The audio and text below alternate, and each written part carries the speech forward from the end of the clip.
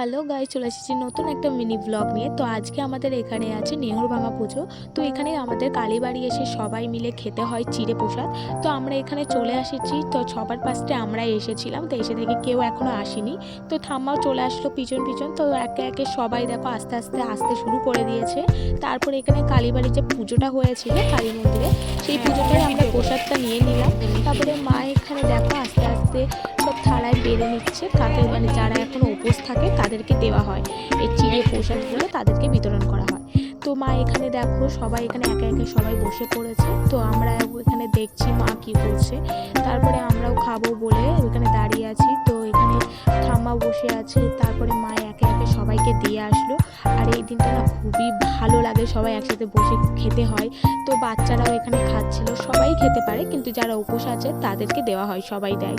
যেহেতু আমাদের এখানেও দিয়ে দিল মা চিড়ে, কলা, চিনি, দুধ।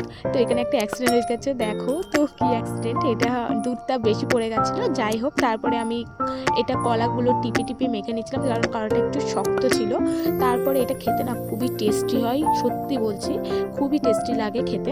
তো আমি এখানে তারপরে খেয়ে নিয়েছিলাম। তো মা যাদেরকে উপোস আছে তাদেরকেই দিচ্ছিল একে একে।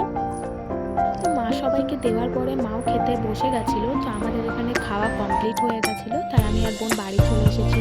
তো ভিডিওটা কেমন লাগলো অবশ্যই কমেন্টে জানাবে।